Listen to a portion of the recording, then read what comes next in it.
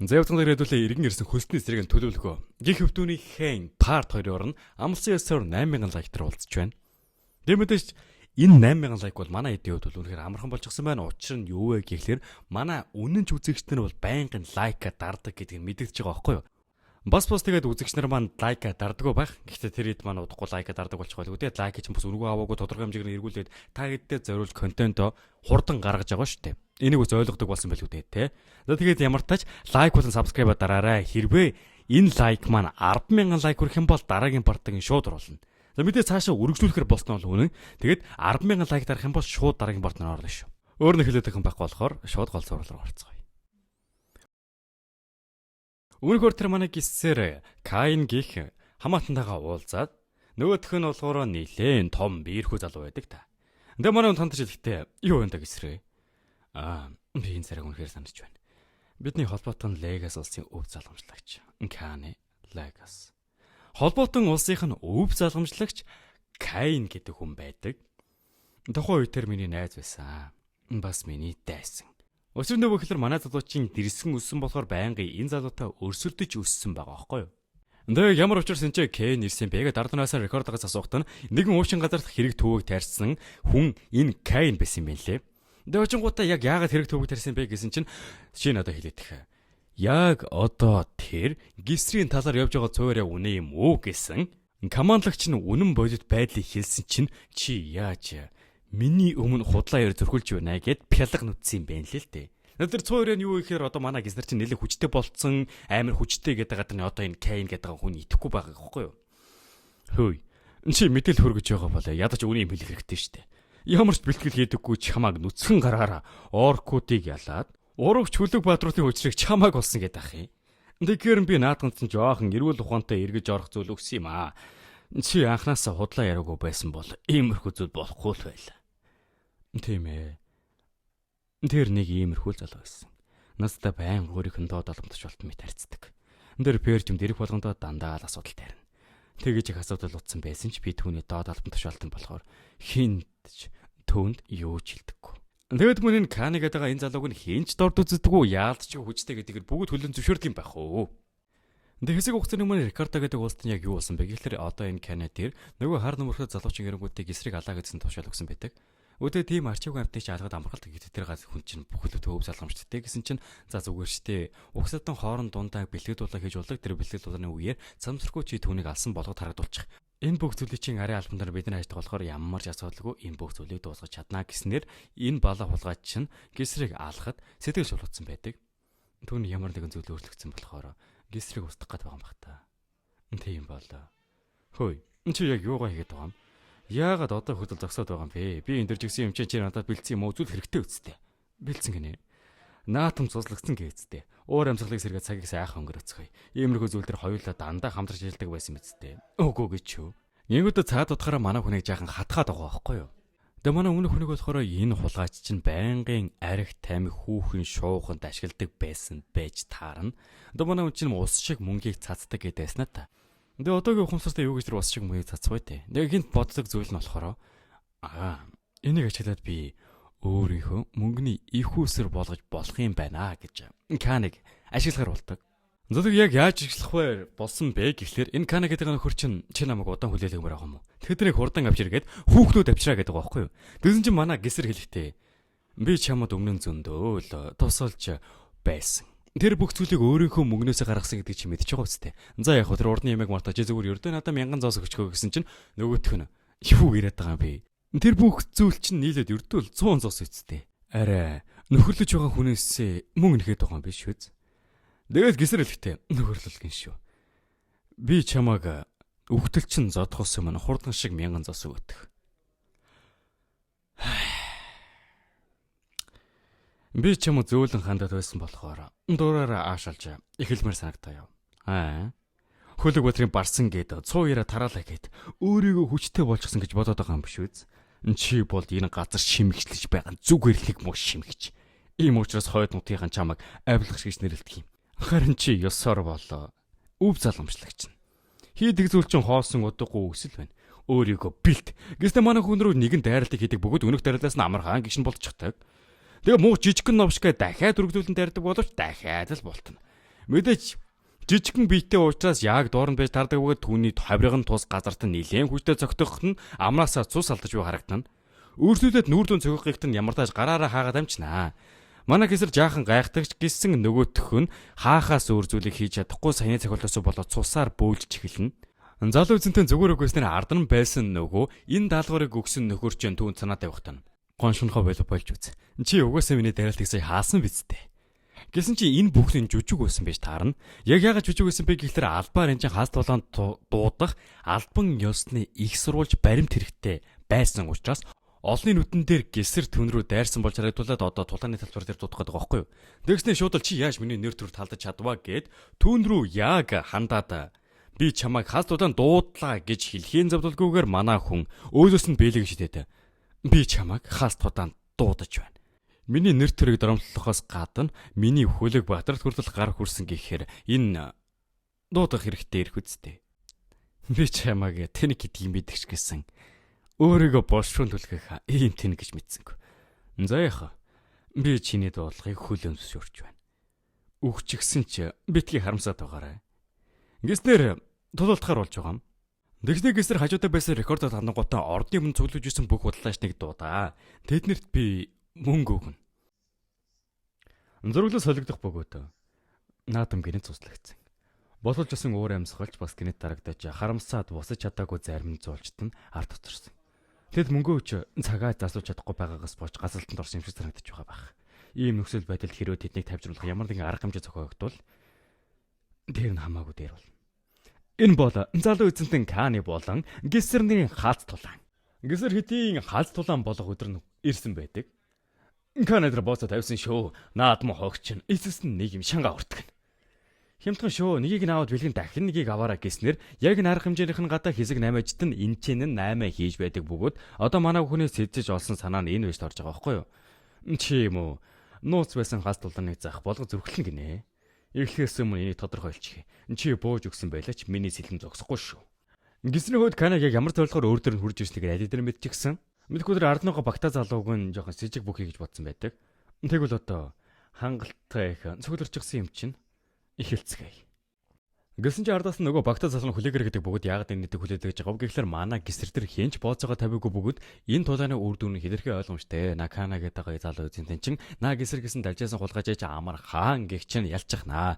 Тиймээс энэ тулаам нь хин хиндэ ашиггүй нэг балаан юм болох гэдэг гэсэн чинь нөгөө командлагч гэд байсан хүн нь тэгвэл бооцоогоо өөрчлөе. Гисэр эзэнтнийг хэр удаан тэсэх дээр бооцоо тавья тэхөө.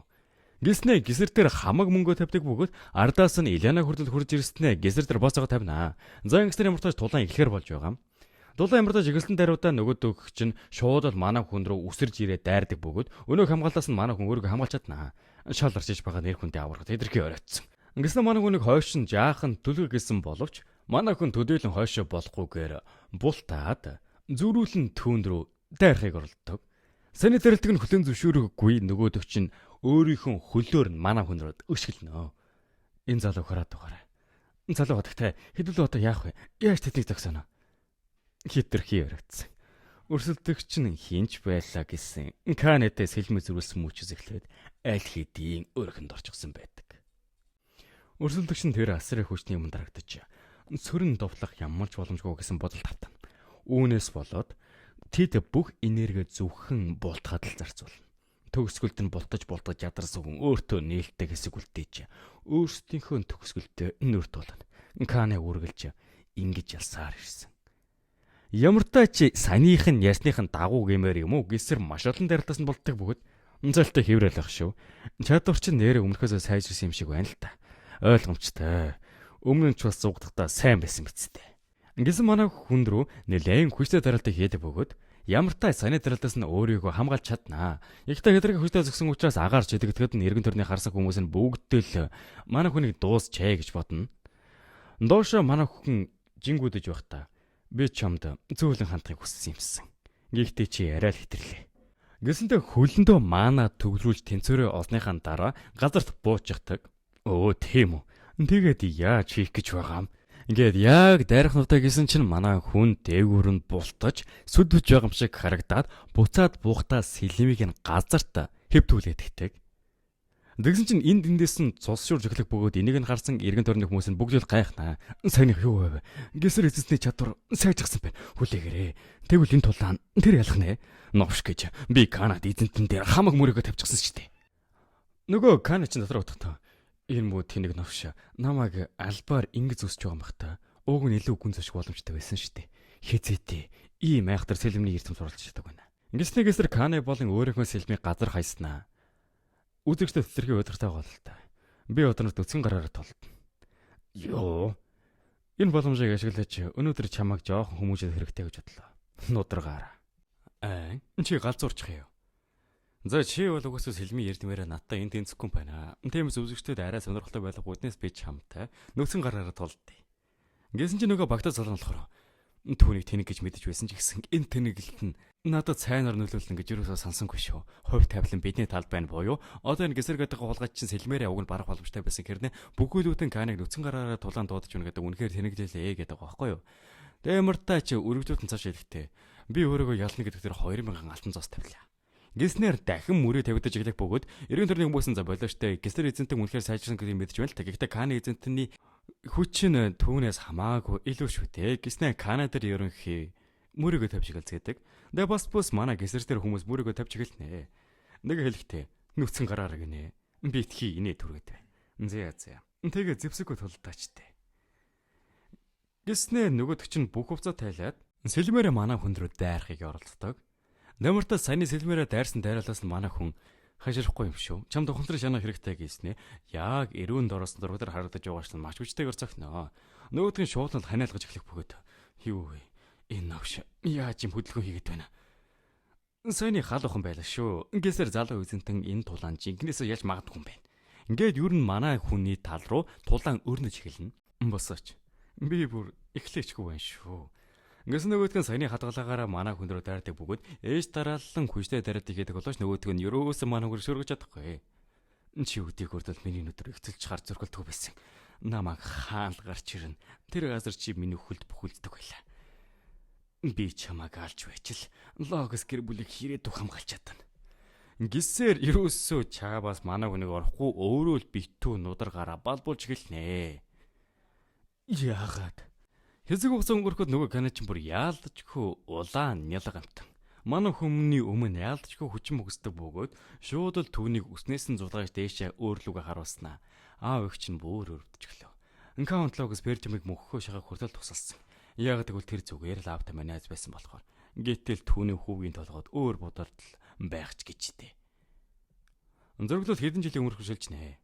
Тэнцэнэн логос буюу одоо энэ Канагийн байдаг, ордонд байдаг бөгөөд тэнцэнэн Кане байнга л аавыгаа цэмэлдэг. Учир нь юу гэхээр аав нь Пержиумтай зүгээр л найзын холбоотой гэж хэлснээс болоод үргэлжилт нурж байгаа Пержиум руу байнгын тусламж илгээдэг байсан болж таарна. Тэгээ ялцчгүй манай энэ Пержиум улс нь амар ядуу буурай ерөн сүнж байгаа гэдэг нь мэдэгдэж байгаа биз. Эргээд үйл явдал маань одоо өрөвшөлж бөгөөдөө нөгөө Кана чинь албан ёсоор өөрийнхөө ялагдлыг хүлээн зөвшөөрнө. Эргэн тойрны хүмүүс нь мэдээж ихэнх нь бооцоонд алдсан болж таарна. Тэгээ нөгөө энэ Канад чинь даалгавар өгсөн масктай залуучаан босч ирснэ. Чи юм сул дараа новш. Яагаад зүгээр нэг сул талаараа дамжуулаад түүнд буугаад өгшөж байгаа юм бэ? Ижид үндэд тулцах үнэхээр потенциал тавьстэй. Одоо яваа. Би аль хэдийн ялагдлаа. Сул дараа новш. Тэгсэн гисэр нөгөө залууг чи ард нь хурж ирснэ. Одоо би өөрөө хийх ёстой зүйлийг дуусгах ёстой. Гэснээр бүх хүмүүс хандангуудаа энэ хүн та нарт өнөөдрийн уух зүйл махыг чинь бүгдийн даана гинэ гэж хэлчихдэг. Үгүй чи ч одоо юу солиороод байгаа юм бэ? Бид нар анхнаас ингэж тохиролцоог үздэй. Яг тэр манай хүн болохоор юу яриад байгаа юм те? Тулаанд ясныхан нөхөн төлбөрийг л авч байна. Гэхдээ энэ бооцооны мөнгнөөс юусаа асагдахгүй шүү. Би өөр дөрөө мөнгө тавьснаа. Тиймээс тэрийг эргүүлж 2000 зоос нэмж өгөхгүй мартуу зай. Игт нөгөөх нь мэдлээ гэсээр хоцорно. Дараагийн өдөр нь болсон байх бөгөөд гистрийн өрөө. Тэнцэнэ нь маш их мөнгийг манай хүн өөр дээр авсан байх бөгөөд энэ их мөнгөөр хитэн хүсний зэрэг хүсэлж авч болох юм байна. Бага мөнгө биш байна шүү. Яг тийм мөнгө ихсэхийн тулд их цаг зарцуулдаг штеп. Бодсон бизнесээ хөгжүүлэхийн тулд би ч хурдан хөлөхгүй болохгүй юм дээ. Ингэсэн хажуудаа нь Белинда болон Элена хоёр хөрөөдөрдөг бөгөөд манай хүнийг энийх мөнгөөр яг юу их гэж байгаа юм бэ гэсэн чинь Белинда удахгүй Элена хадагдаг төрс өдөр болов учраас та түүнд билег авч өгөхөөр л ийм зүйлийг хийсэн биз дээ гэсэн чинь Элена хажуудлаас нь За барс юм. Наадах чинь зүгээр л өөрийнхөө сүйд хүсгүүдээ сайхан харагдахын тулд ийм зүйл хийсэн гэж авсан. Тэгээ манай хүн чинь өөрийгөө сүйд хүсгүүд гэдэг нэлээд гайхаж байгаа байхгүй юу? Харин манай хүний сүйд хүсг нь яг хий юм бэ гэсэн Рифолт улсын Амилия гэдэг хүн байдаг. За энэ эмэгтэй нь болохоор Айлиан Рифолт. Язгууртнуудын дундаа язгууртан. Хүмүүсийн статусаар ялгуурлан гадуурхалгүй бүгдэнтэй нь ийдэг зөөлөн харьцдаг гэдгээрээ танигдсан. Өөрийнхөө газруудыг хүмүүст гүн тусалцаа үзүүлдэг нэг. Ерөнхийдөө сайн хүн байгааз. Гэвч тэр хожим нэг бослохыг өдөөн хадгаж, хойд зүгийн шулам гэж нэрлэгдэх болсон. Бас дельфиний хүмүүстэй нэгдэн пержумыг бүрэн унах гээд оролцсон. Шууд утгаараа уруугч. За энэ хүрээд энэ удаагийн партиг дуусгаж байна. Тэгэхээр та дараа дараагийн партиг илүү хурдан авч үзэх хүсвэл 10,000 лайк. 10,000 лайк өрөх юм бол би та хэдээ шууд зориулаад дараагийн партиг нь апплод хийгээд өгчихнө. Тийм учраас лайк дараагаа хийж битгий мартаарай. Өөр нөхцөлийг хэлгээд манга цэг эмэн зураг томцыг.com зураг томцыг нэт гэсэн холбоосод ороод хүссэн зураг томаа өндөр чанартай хүлээн авч яваарай. За энийг манайхан мэддэг болсон байлгүй дээ. Тиймээс өөр нэг хэдэд байх зүйл байхгүй болохоор дараагийн бичлэгээр уулзлаа. Түр баяртай.